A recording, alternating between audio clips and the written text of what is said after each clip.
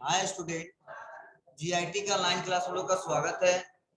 आज के क्लास में वो सीखने वाले हैं जीएसटी में कौन कौन से ऐसे बिजनेसमैन हैं जिनका यह लायबिलिटीज है कि उनको रजिस्ट्रेशन कराना ही कराना होगा। मैंडेटरी रजिस्ट्रेशन के बारे में पढ़ने वाले हैं और टाइप्स ऑफ डीलर के बारे में पढ़ने वाले हैं। तो चलिए हम लोग एक एक करके स्टेप बाय स्टेप सीखते हैं और जानते हैं।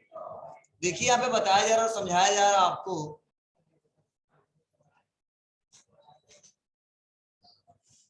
ऐसे बिजनेस, ध्यान देना, लायबिलिटी टू रजिस्टर में क्या बताया जा रहा है, ऐसे बिजनेस जो निर्धारित एनुअल एग्रेसिव टर्नओवर की लिमिट को पार कर लेते हैं। ध्यान देना, ऐसे बिजनेस जो एनुअल टर्नओवर का मतलब क्या है, हाँ, साल भर में आपने कितने रुपए का सेल किया, वो क्या होता है, एक प्रकार का टर्नओवर। क्या होता है जी, टर्नओवर। ये बोला था एनुअल टर्नओवर की लिमिट को पार कर लेते हैं, उन्हें अपना और रजिस्ट्रेशन जीएसटी में कराना होता है।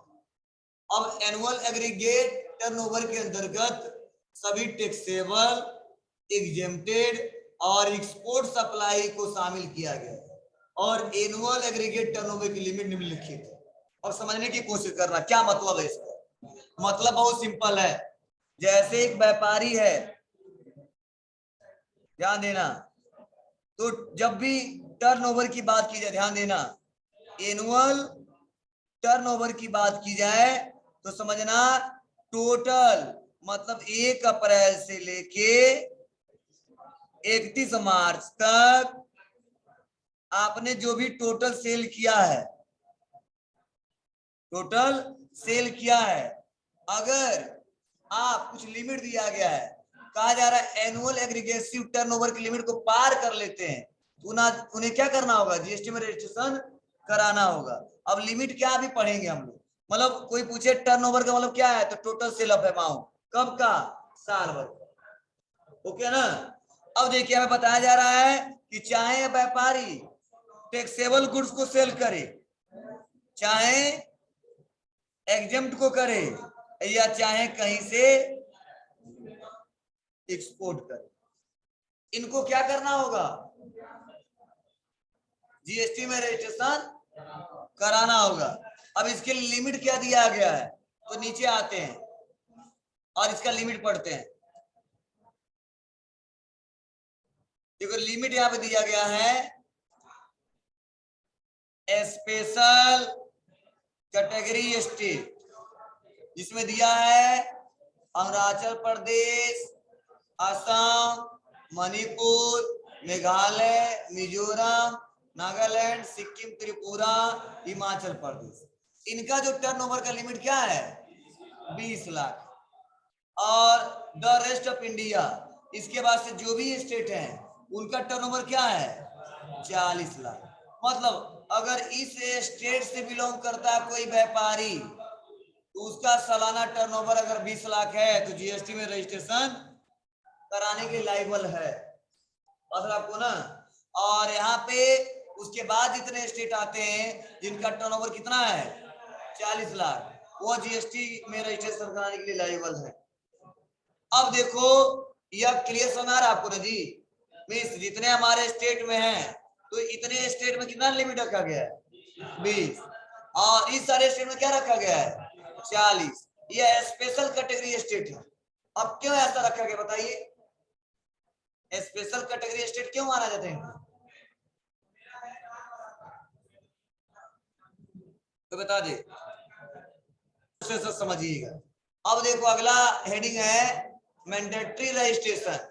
मतलब कौन से ऐसे बिजनेसमैन हैं जिनको अनिवार्य रूप से जीएसटी में रजिस्ट्रेशन कराना होगा, भले उसका लिमिट 20 लाख न हो, भले उसका लिमिट 40 लाख न हो, फिर भी जीएसटी में उनको रजिस्ट्रेशन कराना होगा। कौन ऐसे व्यापारी हैं, क्या कैटेगरी है, ये सीखने वाले हैं। तो देखिए पहला ऑप्शन बताया जा रहा है, उस बिजनेस को अनिवार्य रूप से रजिस्ट्रेशन कराना होगा जो निम्नलिखित कैटेगरी के अंतर्गत आते हैं। चलिए कौन कौन से ऐसे हैं एक एक करके चर्चा करते हैं। और कुछ मैं बताऊंगा, कुछ आप लोग घर से पढ़िएगा, ठीक है ना? पढ़ लोगे, घर से पढ़ के आओगे, जहां पे समझ में नहीं आएगा हमसे पूछ लीजिएगा, ओके ना? चलिए 2-3 हमने पॉइंट्स बता रहे हैं।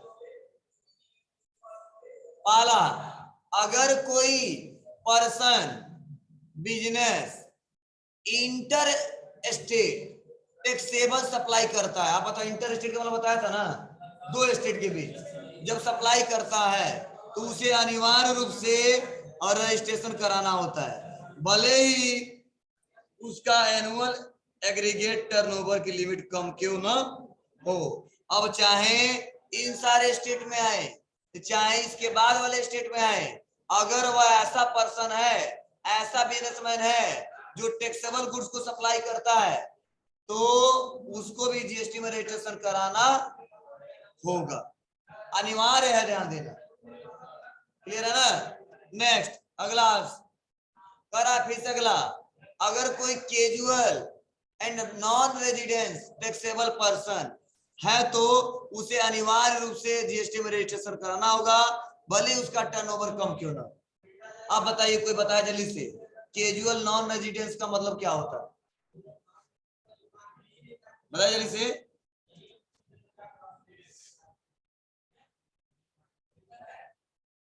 कोई सर्च करके हमको बता दे, बताइए पहले। अरे यार, कोई अगर पूछ दे कैजुअल नॉन रेजिडेंस, भारतीय लोग नहीं है, क्या है बता, क्या बता रहे थे, कुछ बता रहे थे?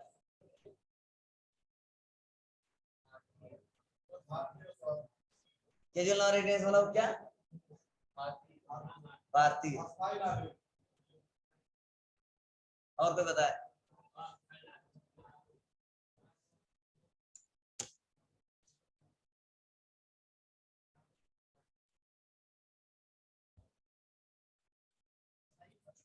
क्या मिला है? गूगल पर सर्च करिए, क्या मिला है?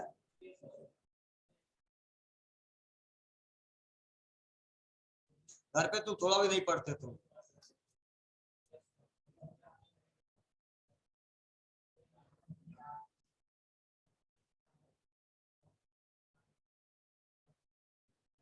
चलो, नहीं बताओगे? चलिए ध्यान दीजिएगा, मतलब इसका मतलब क्या है कि ऐसा पर्सन, ऐसा व्यापारी जो हमारे यहाँ से बिलोंग नहीं करता है, अदर कहीं का है, और वह टैक्सेबल पर्सन है, वो टैक्स पे करता है, ठीक है ना? अपना व्यापार कर लिया है, तो उसे बोलते हैं casual non residence. Taxable person मतलब वो टैक्स पे करता है, उसको भी जीएसटी में क्या करना होगा? रजिस्ट्रेशन कराना होगा। हो गया? चलिए नेक्स्ट आगे बढ़ते हैं। और अगला है, जो बिजनेस रिवर्स चार्ज मैकेनिज्म, जिसे बोलते क्या, आरसीएम के अंतर्गत टैक्स पे करने के लिए लायबल हो, उसे अनिवार्य रूप से रजिस्ट्रेशन कराना होगा, भले उसका एनुअल एग्रीगेट टर्नओवर की लिमिट कम क्यों ना। अब कहो सर आरसीएम क्या होता है? देखो बताया जा रहा है, रिवर्स चार्ज मैकेनिज्म। अब कहो सर क्या मतलब है इसका? तो इसका हम लोग क्या करेंगे, जब टैली में हम काम करना पढ़ाएंगे तो बताएंगे, लेकिन थोड़ा सा हम समझा दे रहे हैं। जैसे मान लो हमारा व्यापार है, जीएसटी में हमारा रजिस्ट्रेशन है, और ऐसा कोई पर्सन है जिसका जीएसटी में रजिस्ट्रेशन नहीं है, तो जब हम उसको कोई सामान बेचते हैं, क्या करते हैं? सामान बेचते हैं, तो वो तो व्यापारी तो है नहीं, है ना, जीएसटी में रजिस्ट्रेशन हुआ है। या कोई मान लो उसी से ऐसे हम क्या करते हैं, उससे हम सामान खरीद लेते हैं, तो दिक्कत क्या होती है, वो जीएसटी में रजिस्ट्रेशन कराया नहीं होता है, तो उनको आईटीसी मिलता ही नहीं। याद रखो ना, तो आगे चल के दिक्कत होती है, नुकसान होता है। तो बोला गया वहां पे आरसीएम का रूल लगेगा, मतलब ऐसा पर्सन जिससे आप माल खरीद रहे या बेच रहे, ध्यान देना। तो अगर वो अनरजिस्टर्ड डीलर है, क्या है? अनरजिस्टर्ड डीलर, और एक दिन में एक ही बिल में 5 या से ज्यादा है, तो वहां पे आरसीएम का रूल लगता है, मतलब जीएसटी का जब उल्टा हो जाता है, आपको आईटीसी नहीं पे करना होता, उसी को एडजस्टमेंट करना होता है। तो आगे हम बताएंगे इसका क्या क्या मतलब है। और इतना समझिए कि अगर अनरजिस्टर्ड पर्सन से हम लोग क्या करते हैं, कुछ खरीदते हैं, और एक ही बिल में 5,000 से ज्यादा खरीदते हैं, तो वहां पे किसका रूल लगता है? आरसीएम का। उसको भी जीएसटी में क्या करना होगा? रजिस्ट्रेशन कराना होगा। आगे और भी डिटेल में पढ़ेंगे। नेक्स्ट अगला ये पढ़ लोगे क्या करके अब ना, चलो बता ही देते हैं। अगर कोई एजेंट किसी टैक्सेबल पर्सन के आधार पर गुड्स सप्लाई करता है तो उसे भी अनिवार्य रूप से रजिस्ट्रेशन कराना होगा। मतलब अगर कोई भी एजेंट हो, अगर वह क्या है, गुड्स और सर्विस को क्या करता है, सप्लाई करता है, और वो भी टैक्सेबल है, तो उसको भी जीएसटी में रजिस्ट्रेशन कराना होगा। फिर से देखिए यहाँ बताया जा रहा है कि जो इनपुट सर्विस डिस्ट्रीब्यूटर का बिजनेस करते हैं उसे भी अनिवार्य रूप से रजिस्ट्रेशन कराना होगा, भले ही उसका एनुअल एग्रीगेट टर्नओवर की लिमिट कम क्यों ना हो। अब मतलब बहुत सारे देखो सर्विस प्रोवाइडर है हमारे जो हमको क्या करते हैं सर्विस, तो देखो यहाँ बताया जा रहा है इनपुट सर्विस डिस्ट्रीब्यूटर मतलब ऐसा कारोबारी जो अपना एक ऑफिस खोला है और हमको क्या करता है, सर्विस देता है, और सर्विस के बजाय उस सर्विस का पैसा और प्लस क्या उसके उस पे टैक्स भी लागू करता है, उसको भी अनिवार्य रूप से क्या करना होगा, जी जीएसटी में रजिस्ट्रेशन कराना होगा। और ई कॉमर्स प्लेटफॉर्म जो ऑनलाइन लोग क्या करते हैं, जो सर्विस देते हैं किसका, इलेक्ट्रॉनिक माध्यम से किसी गुड्स को पहुंचाने का काम करते हैं, ठीक है। अब सब कुछ इस समय हम लोग ऑनलाइन ही खरीद रहे हैं, बहुत सारे एग्जांपल हमने बताया था, फ्लिपकार्ट, अमेजॉन, ठीक है ना, ये सारे के सारे क्या एक प्रकार के हमारे ई कॉमर्स प्लेटफॉर्म है। तो देखो ये बताया जा रहा है उसको भी क्या करना होगा, जीएसटी में रजिस्ट्रेशन कराना होगा। और लास्ट है भारत से किसी ऐसी कंपनी को जो ऑनलाइन इंफॉर्मेशन डाटाबेस एक्सेस की सर्विस भारत के भीतर किसी भी अनरजिस्टर्ड पर्सन को देते हैं उसे भी अनिवार्य रूप से रजिस्ट्रेशन कराना होगा, भले उसका एनुअल टर्नओवर कम क्यों ना। क्या समझे, अगर ऐसा पर्सन व्यापारी है जो हमको ऑनलाइन सर्विस देता है डाटाबेस का और ऐसे पर्सन को देता है जिसका जीएसटी में रजिस्ट्रेशन नहीं है, उसको भी जीएसटी में रजिस्ट्रेशन कराना अनिवार्य, ठीक है ना। अब यहाँ पे देखो ये पॉइंट्स है मैंडेटरी का और ये लिमिट है किसको किसको कराना है, ठीक है ना। मतलब अगर इसके रेंज में हो तो करा सकते हो ना चाहो, लेकिन अगर तुम सोच नहीं कराएंगे, लेकिन अगर इसके अंदर में तो मैंडेटरी है, कराना ही कराना पड़ेगा, ठीक है ना, नहीं तो आपका दुकान बंद हो जाएगा, आपका व्यापार चलेगा ही। इतना क्लियर सबको।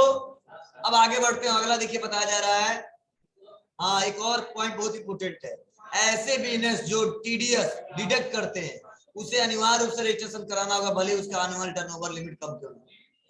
टीडीएस सुनते हैं, समझ रहे हो ना, टैक्स डिडक्ट सोर्स, ये ज्यादातर क्या है, बड़ी बड़ी कंपनी जो ठेकेदार होते हैं, ठीक है, बड़ा बड़ा ठेका लेते हैं और इनकम ज्यादा होता है तो उसमें टीडीएस करता है, ठीक है ना, क्या करता है, हाँ टीडीएस करता है। तो ऐसे व्यापारी जो क्या इनकम टैक्स देते हैं उस पर टीडीएस करता है, तो उसको भी जीएसटी में रजिस्ट्रेशन कराना होगा।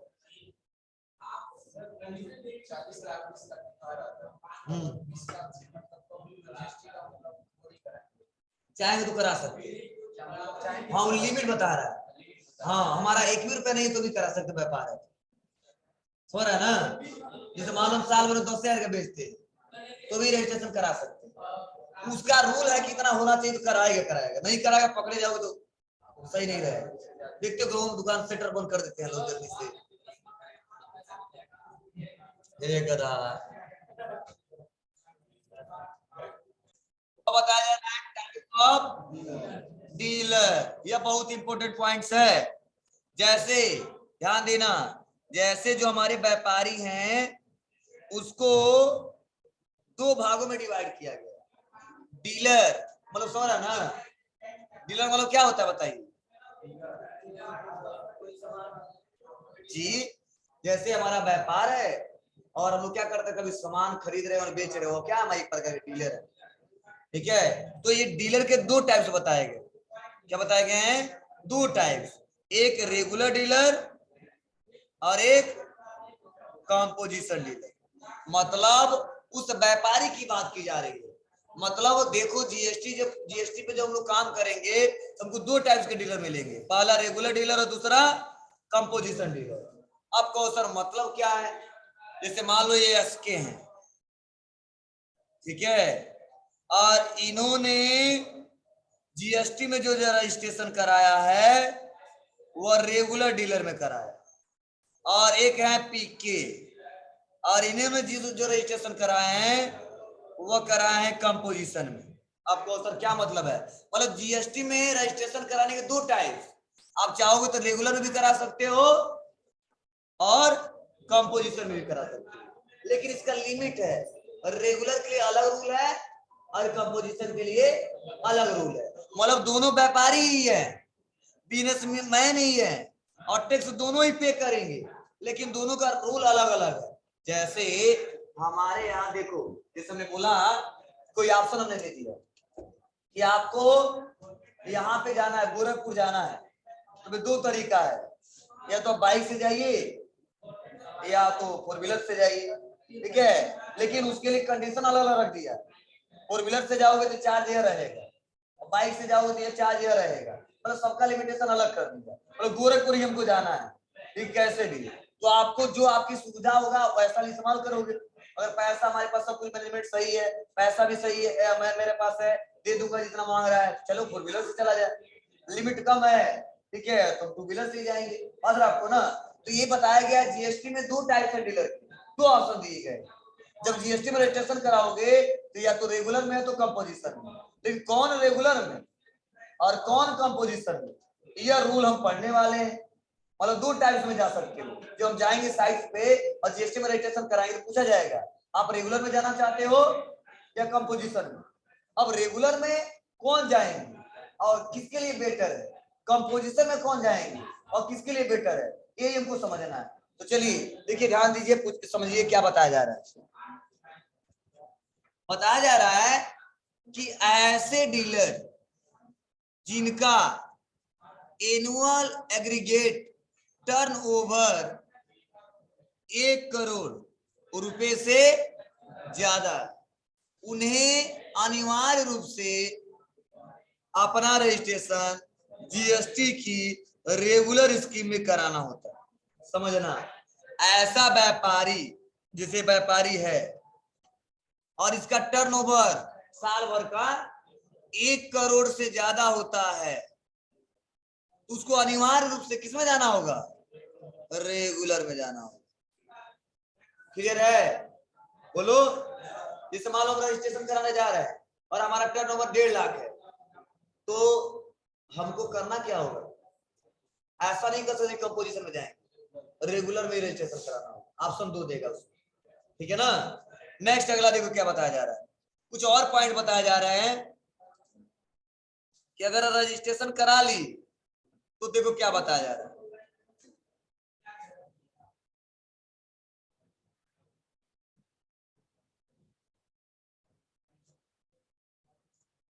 देखो बताया जा रहा है कि करना होता है ऐसे डीलर को टैक्स मंथली क्वार्टरली जमा करना होता है, और ऐसे डीलर्स को टैक्स कैलकुलेट करने के लिए निम्नलिखित फॉर्मूले का प्रयोग करना होता है। और देखो बताया जा रहा है 1 जनवरी 2021 से QRMP स्कीम के अंतर्गत क्वार्टर रिटर्न भी फाइल कर सकते हैं। ध्यान देना, समझना, मतलब एक व्यापारी है और उसका टर्नओवर क्या है, 1 करोड़ से, जी क्या है, 1 करोड़ से ज्यादा है, तो क्या कर रहा है, करेगा वह जी रेगुलर में रजिस्ट्रेशन कराएगा। और जो ये टैक्स पे करेगा वह क्या हर महीने कर सकता है और 3 महीने पे एक बार कर सकता है, लेकिन 3 महीने पे एक बार किसके स्कीम के अंतर्गत करेगा, QRMP, ये नया स्कीम आया। और नहीं तो क्या करना होगा, उसको मंथली टैक्स पे करना होगा। मतलब हम जीएसटी में रजिस्ट्रेशन करा लिए किसमें, रेगुलर में, तो हम चाहेंगे 3 महीने में एक बार टैक्स जमा करें, सब जोड़ के दोनों महीने का, ठीक है ना, और चाहेंगे तो हर महीने में जमा कर सकते हैं, यही बताया जा रहा है, ठीक है। और नेक्स्ट अगला है जीएसटी कैसे पे करेगा वह, GST payable equal tax liabilities minus ITC. हमने पढ़ाया था ना, आपने आपको लिया कितना 20, दिया कितना 10, गवर्नमेंट को कितना देगा 10, मतलब 3 महीने 20 रुपए टैक्स लिया था और 10 रुपया दिया था, तो कितना गवर्नमेंट को तीसरे महीने में देना होगा 10, या 1 महीने में 20 रुपया लिया था और 10 रुपया दिया था, तो कितना देना होगा 10 रुपए। यही समझाने की कोशिश कर रहा हूँ, क्लियर है? चलो आगे बढ़ते हैं। अब हम लोग कंप्यूटर पे काम करना स्टार्ट करने वाले हैं। अब देखिए बताया जा रहा है कंपोजिशन डीलर के बारे में। थोड़ा सा इसमें बहुत अंतर है, दोनों में ध्यान देना। पढ़िए थोड़ा सा क्या बताया जा रहा है।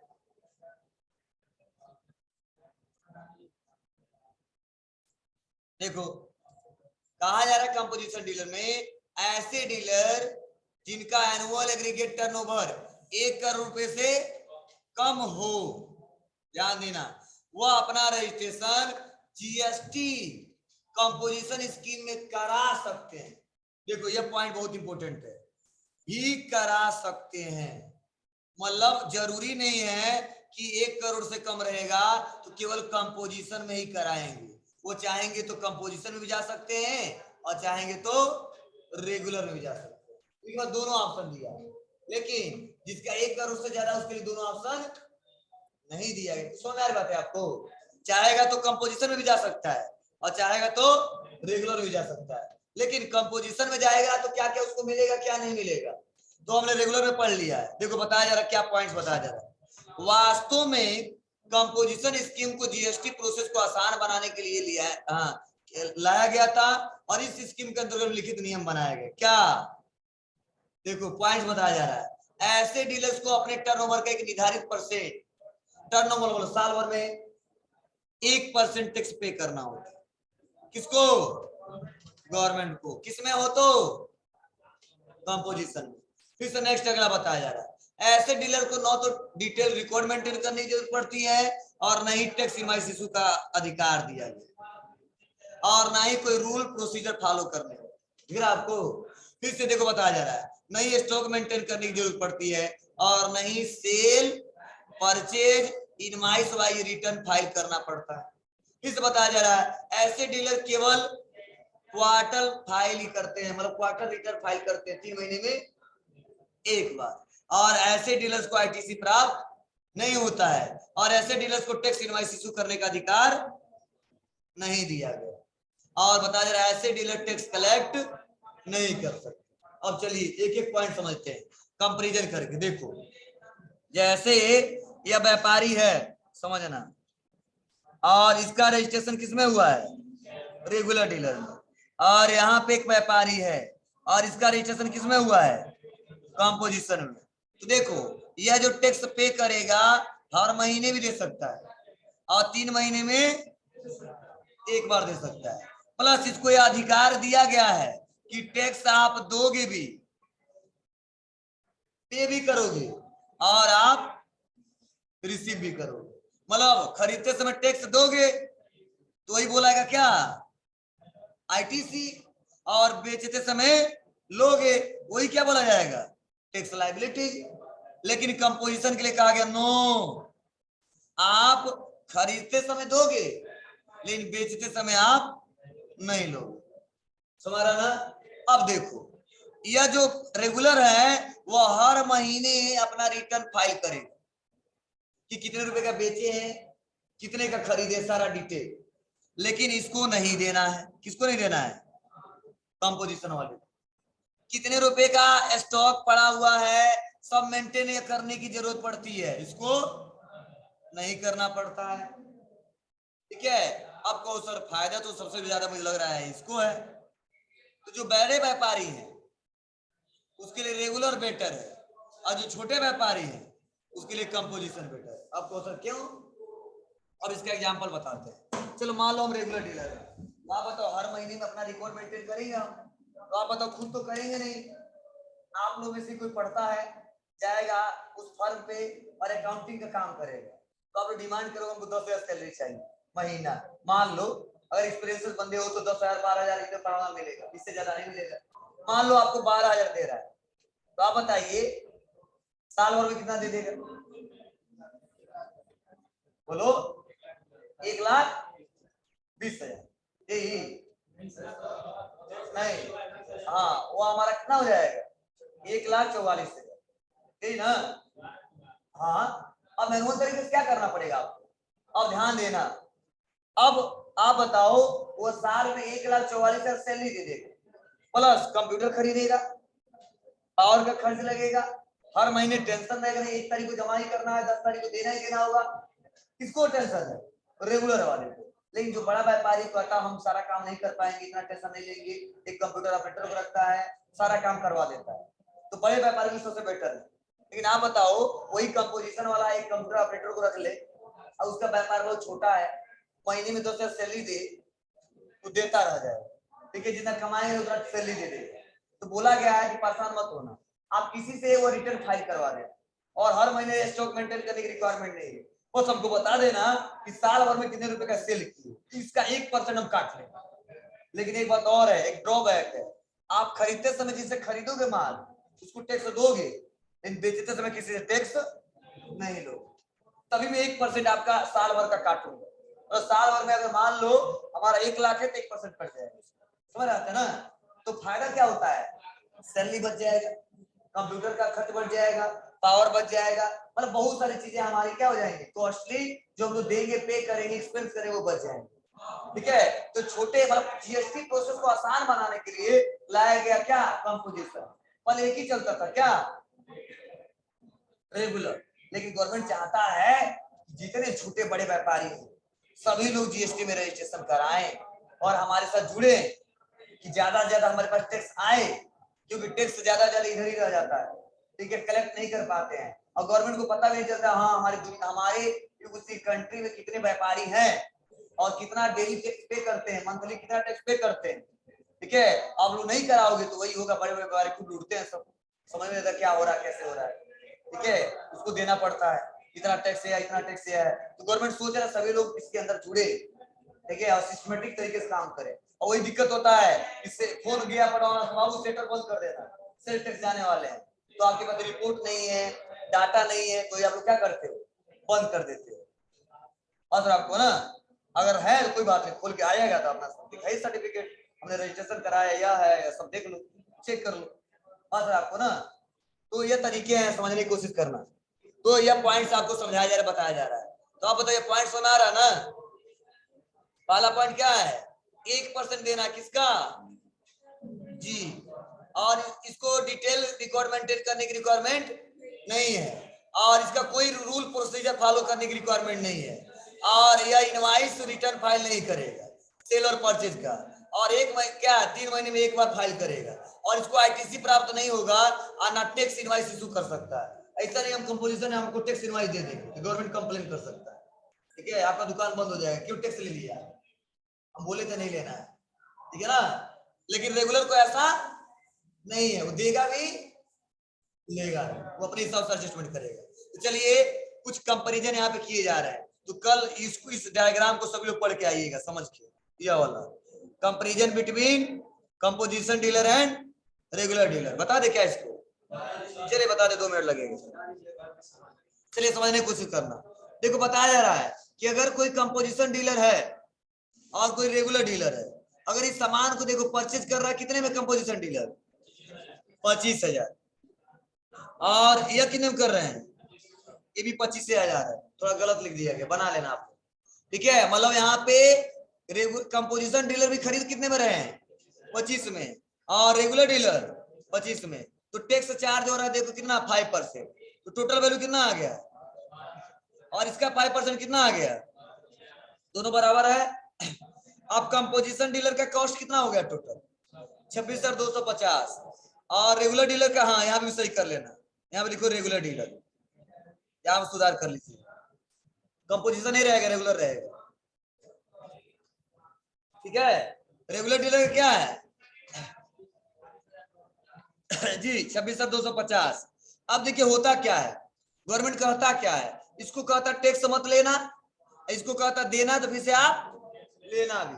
तो देखो होता क्या है यहाँ पे, अब बताइए इन्होंने 10% मार्जिन एड कर लिया, तो टोटल वैल्यू कितना आ गया 25, और ये भी 10% मार्जिन ऐड किए हैं और इनका आ गया 2500। आपको सर कैसे, तो गवर्नमेंट कहता है कि जितना आपने खरीदा है, समझना, और आपने जितना टैक्स पे किया है, टोटल जो वैल्यू आ रहा है ना उसी पे आप 10% मार्जिन ऐड कर देना, मतलब प्रॉफिट ऐड कर देना, और तब क्या करना, उसको जोड़ के बेच देना।